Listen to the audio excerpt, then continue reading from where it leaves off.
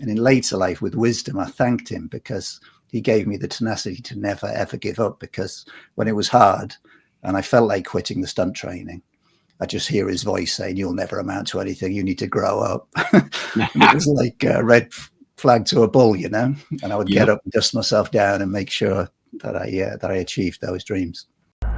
Welcome to Be Bold Branding, where we discuss the power of differentiating yourself through your own unique story and standout personal brand. What happens when the life you've built no longer aligns with who you've become? Today, we explore authentic awakening with Curtis Rivers, who transformed from a quiet child into a Hollywood stuntman with 2 Guinness World Records and over 200 film credits. Yet, his greatest challenge wasn't a death-defying stunt. It was acknowledging that his extraordinary career just didn't fit who he had become. And when our identity becomes consumed by our profession, where do we find courage to start again? That's why we invited this award-winning author of The Fearless Path to reveal how he transformed from stuntman to soul guide and now helps heart-centered business owners who've lost their way to reimagine, realign, and reignite their authentic journey. Curtis, welcome to Be Bold Branding. Thank you very much. Thanks for having me. I've been looking forward to it. As we have too, Yes. Mainly because you have such a fascinating story. And as we will learn, no doubt, how that's transformed you into what you're doing with your clients now all over the world. You mentioned leading a quiet life as a child, and around, I think, age 11, was it, that you professed that you'd like to become a stunt man? You want to tell us a little bit more about that background and what that ended up looking like? Absolutely. I was the most unlikely stuntman you could ever imagine. Picture like a real book nerd, some kind of gangly kid who was really shy. And I was just at peace in the library looking through old books, pottering around my bedroom. I had a little microscope and a telescope. I was a proper nerd, right? But even though I wasn't that good at soccer, I was okay at rugby. I liked a bit of rough and tumble, but just the general in England at the time, you know, cricket and soccer, I had 2 left feet, no coordination, couldn't catch a ball. I was hopeless, right? So outside of that playing, I could climb trees. I had the guts to leap off the highest board at the swimming baths, even though I could only swim kind of 10 feet at the time. It was enough to get to the side of the diving pool and get out, right? And that's where I would kind of come into my own, playing dares, as we called it, you know, who could go the highest, climbing up this bridge and dropping off. A little bit like parkour in these days, that's what you would call it. But back then there was no parkour, just some ruffians, little urchins playing on the estate, you know, daring each other. So when I sort of thought that would be a wonderful thing to do, if only I could monetize that, what would that be like as a living? There was a TV show called The Fall Guy on about this time when I remember it. Can you remember that? Oh, yeah. Oh, yes. You guys are too young to remember it. But Lee Majors, The Fall Guy, and I'd seen him as the $6 Million Man as well as a small child, and I had the little toy. I've still got one, actually. Like, I saved it, you know, with the bionic toy. And so I admired him as the Bionic Man, loved it as Colt Seavers as the Fall Guy, and it just really captured my imagination, everything about it. I couldn't wait for it to start. So I made the mistake of announcing, after a little bit of research, that I would become a stuntman, to all my friends and family, to great jeers and laughter and Chinese buns and thumps in the arm by my school friends, so-called friends, right? And it was a really strange one because, I say research, people look gone out when I tell them it's the absolute honest truth. I was writing away to TV stations when I was 10 years old.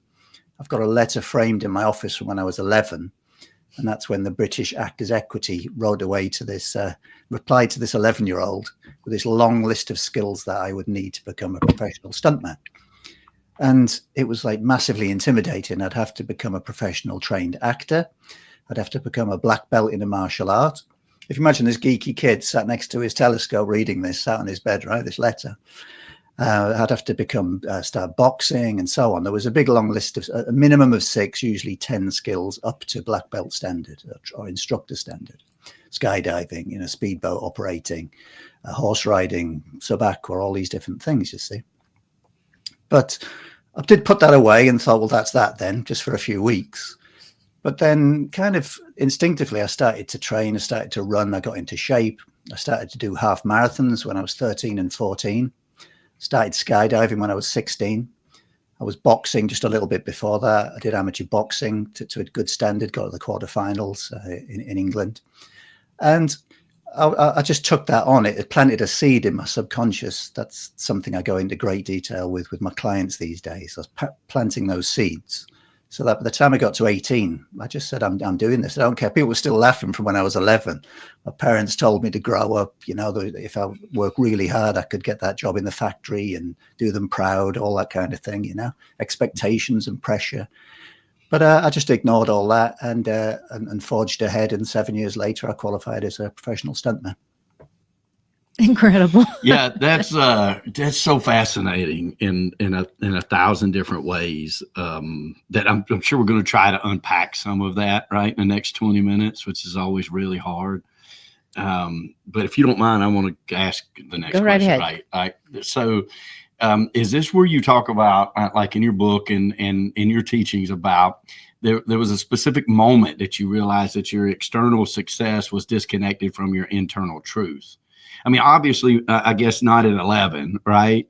But is that what we're talking about here? Because here you sit, 11 years old, you're reading this, and you just instinctively start doing the things that are on the list because now the seed's been planted, right? And then when you hit that, right at that adulthood age, right, you're like, that's what I'm going to do. Is that what you're talking about external, you know, success being disconnected from internal truth?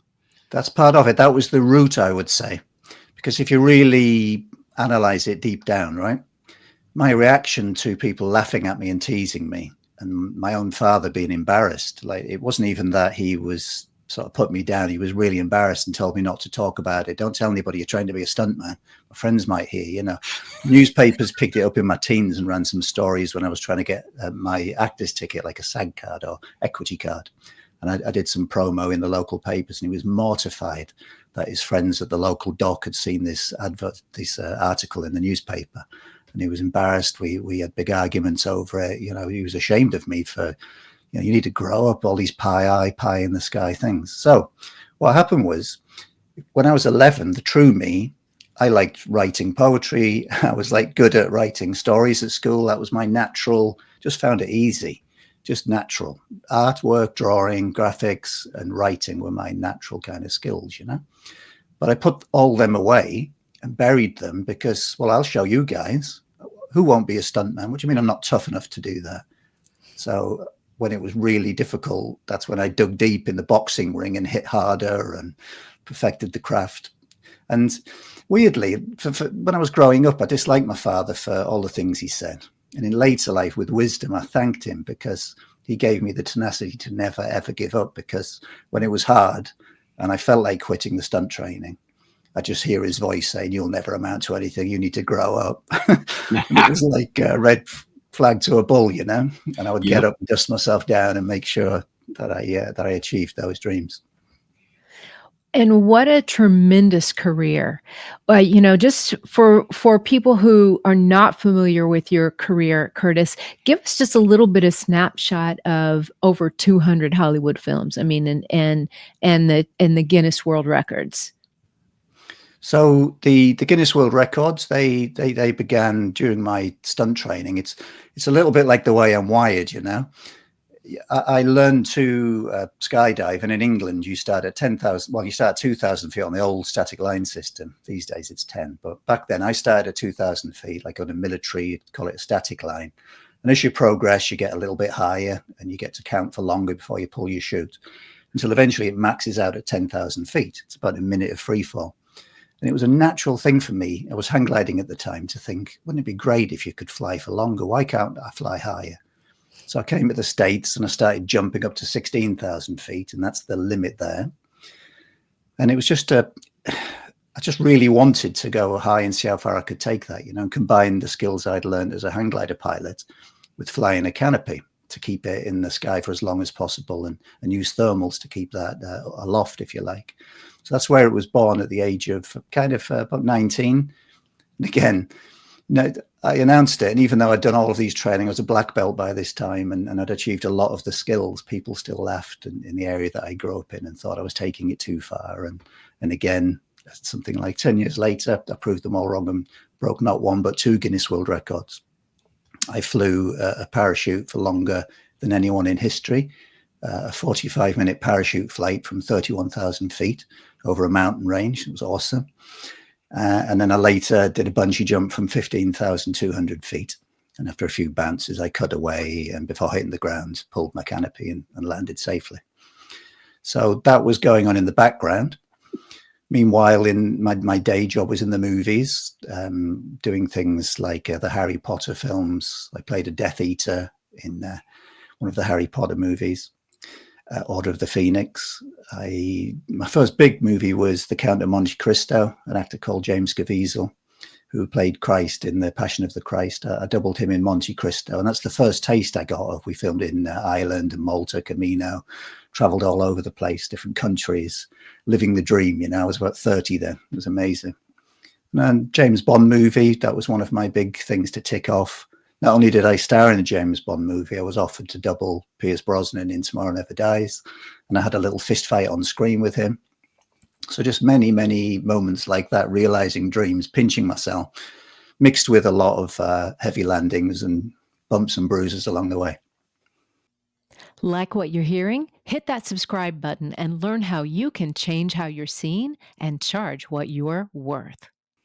That is absolutely fascinating. Yes, it is. I mean, that's like a dare game on steroids. Yeah. It's like, how dare you dare me? I will not only become this, I'll have 2 Guinness Book of World Records or Guinness World Records, and I will star in some of the most famous movie franchises of all time.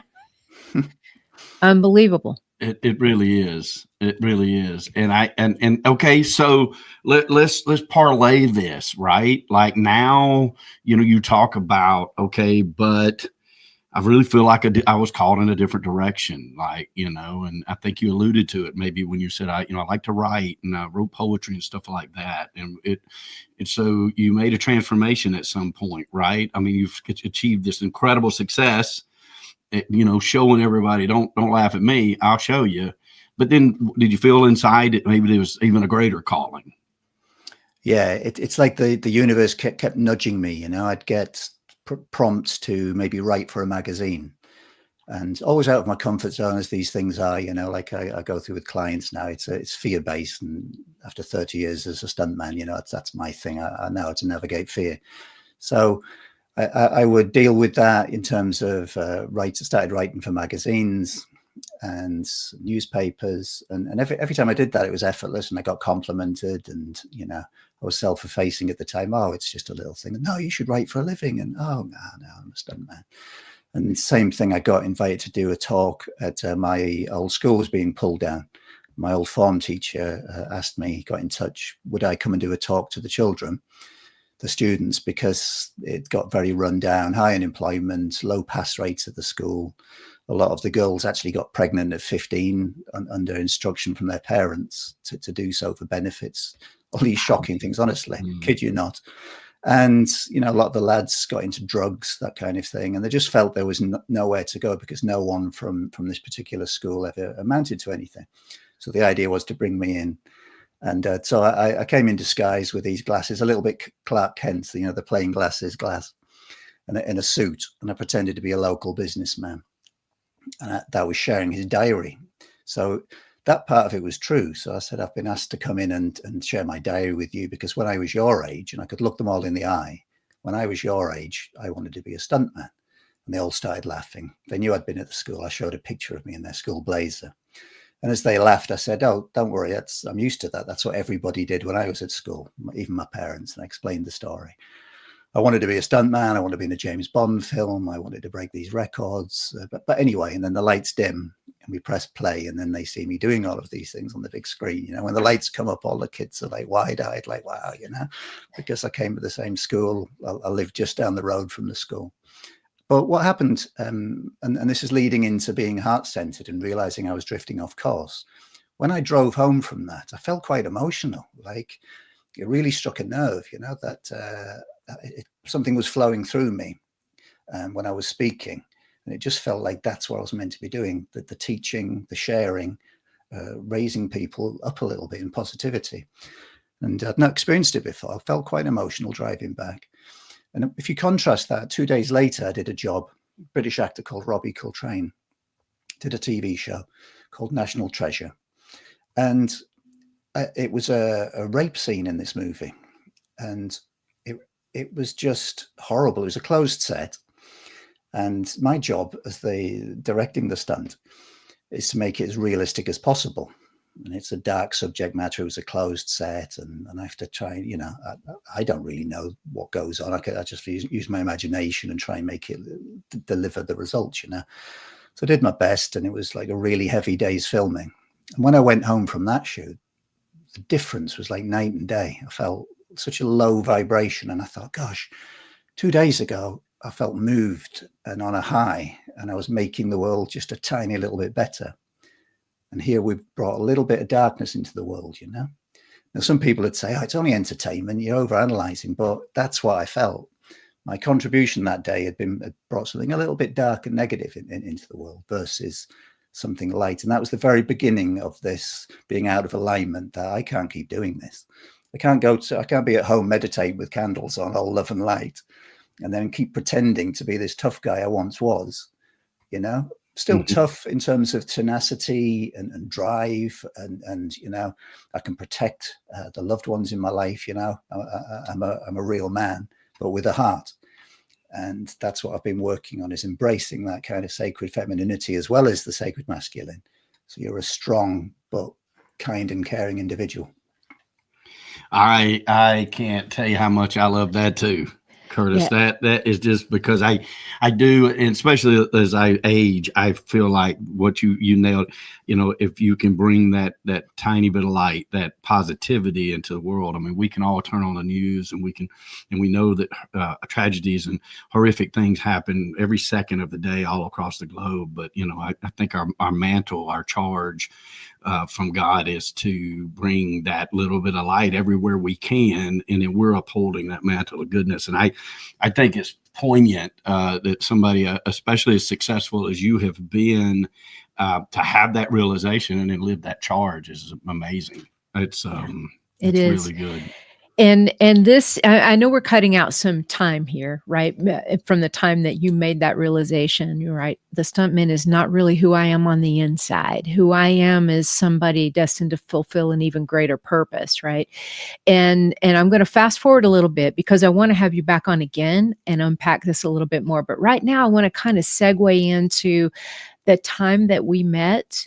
And we met, actually, I posted something on LinkedIn and you reached out to me and said, hey, I'm struggling with my brand here. Here's who I am and who I've been, and here's what I want to accomplish. Tell me what was going through your mind that day and why you decided to come into the BrandFace program. And then we'll kind of unpack the brand and what you're doing today.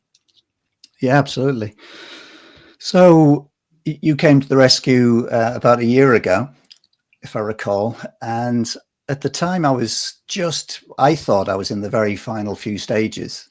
How naive I was. I thought I was weeks away from realizing this, right, I've got this, I'm all over this. I've made the transition from a stuntman to a soul guide, not the expression I would have used at the time. You know, I would have said holistic life coach at the time. And I'd made that transition gradually through writing a few books and doing my motivational speaking and running some courses and just gradually moving over to a more aligned life.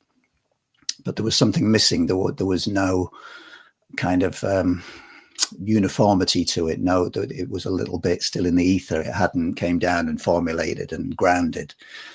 I couldn't quite put my finger on it. But naively, in all honesty, I actually thought all I needed was a logo.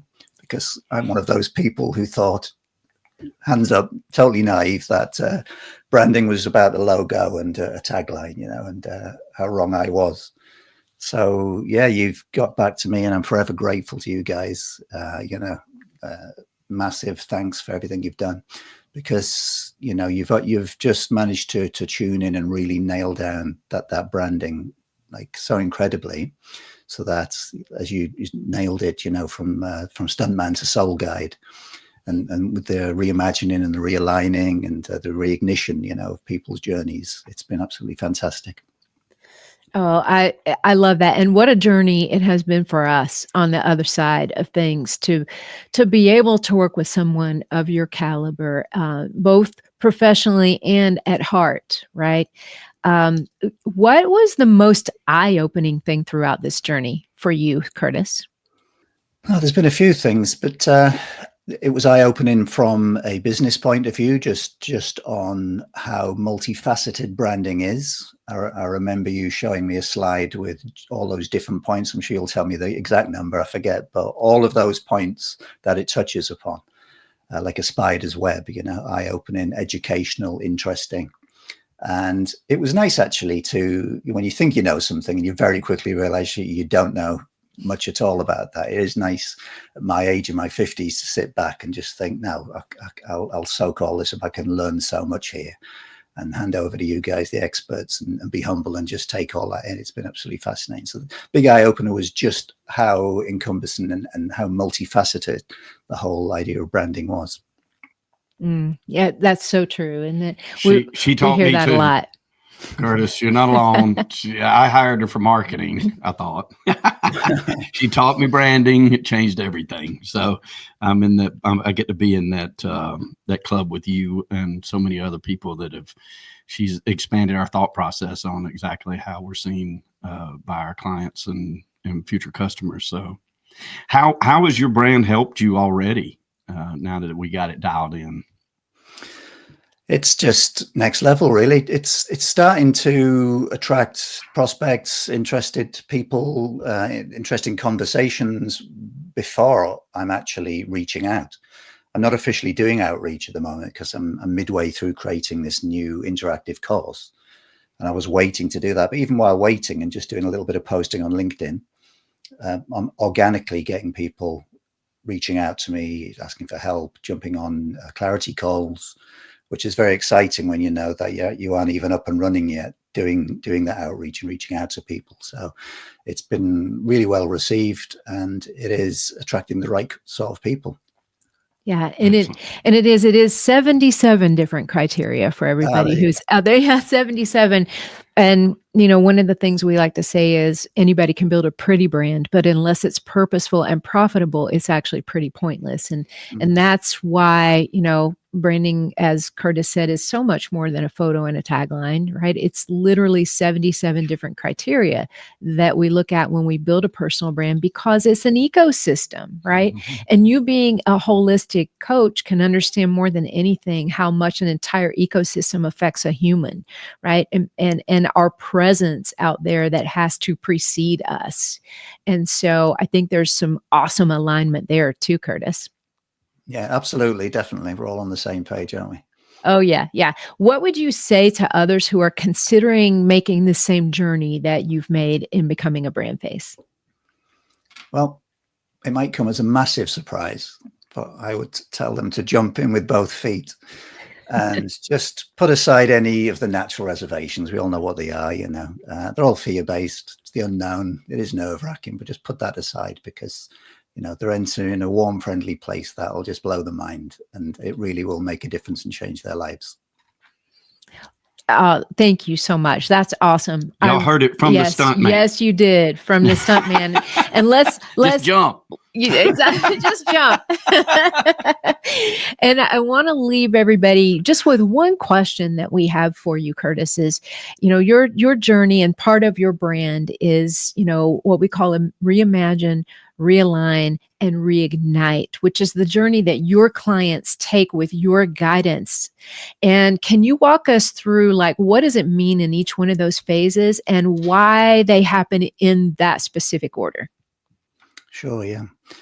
The real quick version is, when we're reimagining, that's first about our subconscious mind. So I get into a little bit of mind psychology in my career, mastering fear, it all begins in the mind. So I've got all sorts of tips and tricks. I trained on the side to be a hypnotist, to be a neuro-linguistic programmer, consultant, practitioner, and a whole host of other mind science things that I took to practitioner level on the side to learn these things and to teach them and to be certified. So it's brain science really to reimagine and get clear on the new picture, because you're going to reinvent yourself. It's going to be very uncomfortable to go from that little comfort zone you're in now to this new person that we're imagining together. That's in alignment really. So the reimagining phase is all about mindset. The realigning is about bringing that, getting out of the head actually at that point, having established that and dropped seeds into the subconscious. We then go down into the heart center, and that's all about feeling, which is a massive part. People forget this with things like the law of attraction. They think if they surround themselves just with imagery and that kind of thing, or just do affirmations, all the magic will happen. But the feeling is such an important part. So we cover that. The realignment, it has to feel right. And I teach people how to spot, using your heart like a bit of a compass or a meter really, to see when you're drifting off course and to bring you back into alignment. And those together, the reimagining and the realignment, set you up then for the final stage, which is the reignition. And that's massive aligned action, the kind that I took all those years. And the good analogy, I quickly explained the stunt training to you, but all of those skills, if you think I took 10 different skills to become a stuntman, that's like a big life goal where you break that down. To be a professional stuntman, it took like 7 or 8 years, right? Breaking that down into 10 baby steps, then you take one of those baby steps like judo, and that breaks down into another 10 judo belts. And then you deep dive into one of those belts, and there's a syllabus that you concentrate. You only do one syllabus at a time. So it's a good analogy for the way that I teach the reignition phase. That is phenomenal. It really is. And that sounds like such a, I think it sounds like a journey that I would need to be led on, right? It's not something I can just look at and say, oh, well, I can figure that out, right? I just do this and this and this. No, it takes somebody who's actually deep dived into all of those to say, you're going to hit a roadblock here, but here's what you look at. Here's where we're going to pivot. All of those things. I mean, that really calls for somebody who's been there. Mm-hmm. Yeah, it helps if you've walked the walk, right? And you've Absolutely. got that life experience. And also I'm there to hold their hand. You know, I've been there many times. That sort of cognitive dissonance between moving from the place you're at to the place that you're becoming. I call it the wobble zone. You get sweaty palmed. The easiest thing in the world is just to step back into your comfort zone. Mm-hmm. And that's because all these limiting beliefs are bubbling up, all fear-based. And I have the tools to hold their hand and help them get rid of those and get rid of those attachments, let go of all that stuff, to let them float up and be like an airy and move on with confidence. Yeah, and I like it, Curtis, because it is a systematic approach that you systematically lived, and so it's not just. And I love the fact that combining the mind and the heart, that's so important, right? Because we can just imagine and manifest all these wonderful things. I'm the world's greatest optimist, right? But you're right; you have to have also that soul-centered portion of it, and you can show people how to get there. So you want to share with the audience, how do they get in touch with you? What's the best way to reach to you when they want to work with you? Sure. Well, just my name, curtisrivers.com, is a good place to go as a resource to all of the different things I offer and to learn more. I'm giving away a tool called the Alignment Compass. And the quick way of getting to that is just to go to www.alignmentcompass.com. And that is a tool, as suggested, that looks like a compass. It just breaks your life down into little segments and sectors. And we just deep dive each of those to get an idea of the areas that need to be looked at first. And I offer tips and advice during that process. And Curtis, we'd like to invite you back and let's break down that alignment compass. Mm-hmm. Let's talk about some of the things people really need to look at. But thank you from the bottom of our hearts for the opportunity to work with you and I consider us friends, Curtis. I've had such a pleasurable time working with you, learned so much from you, and just thank you. It's been amazing. You're very, very welcome. And likewise, thank you very much, the pair of you. Ready to change how you're seen and charge what you're worth? If you're not getting enough opportunities to meet with ideal customers, or the prospects you're meeting with just aren't ideal, it's most likely your brand that's holding you back. So if you're a coach, consultant, or expert who is on the rise, you need our ultimate guide to a freedom-based brand. Download it free now at brandfaceguide.com.